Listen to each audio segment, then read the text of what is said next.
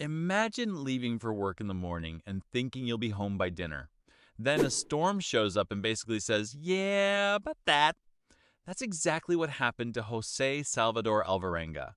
He and another fisherman were blown hundreds of miles out into the Pacific Ocean after their boat's engine failed. No rescue, no land, no food.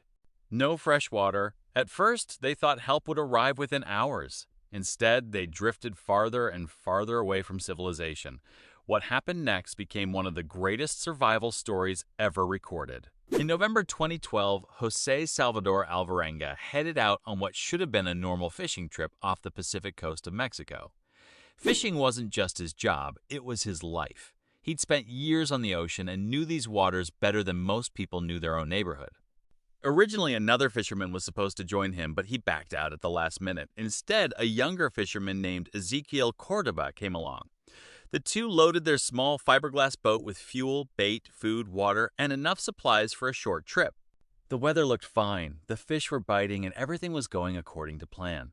Until Jose looked toward the horizon. Dark clouds were moving in fast, and unfortunately, they were moving faster than the boat.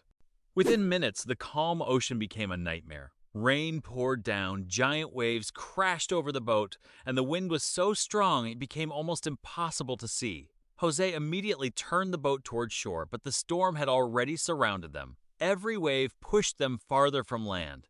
Then, the engine suddenly died.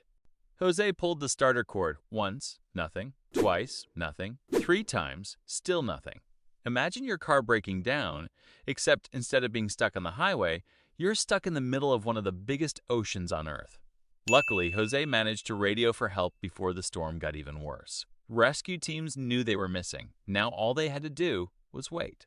At first, neither man panicked. Jose had contacted people on shore, so rescue boats would surely find them soon. Hours passed, then an entire day. Every time they thought they heard an engine, they'd stand up hoping it was a helicopter. It never was.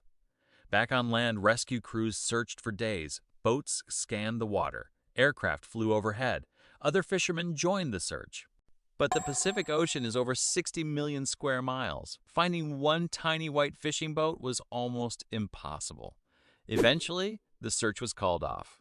Jose and Ezequiel didn't know it yet, but nobody was looking for them anymore. And that's when the real survival story began. By the end of the first week, the food they packed was almost gone. Their fresh water disappeared even faster. Jose knew they had to adapt or they wouldn't survive. Whenever it rained, they stretched out containers, buckets, and even empty bottles to collect every drop they could. When the rain stopped, they had no choice but to eat whatever the ocean gave them: fish, small turtles. Even birds that landed on the boat, not exactly a 5-star seafood buffet, but when your choices are eat this or don't eat at all, suddenly the menu doesn't seem so bad. Somehow, they managed to stay alive. But surviving physically was only half the battle. Weeks turned into months. The endless ocean never changed.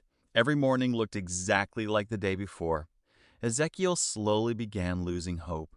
He struggled to eat raw food and became weaker as time passed. Jose did everything he could to encourage him, reminding him they still had to believe someone might find them, but eventually, Ezequiel became seriously ill.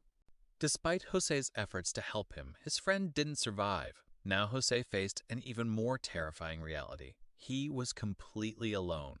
Imagine spending day after day with nobody to talk to except yourself, surrounded by nothing but water. Most people would have given up. Jose refused to. Jose continued drifting for months completely alone.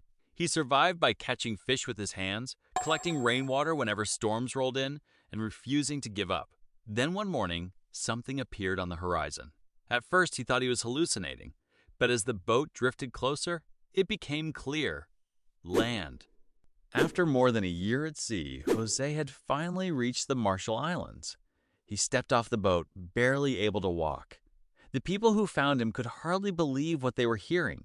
Neither could the rest of the world.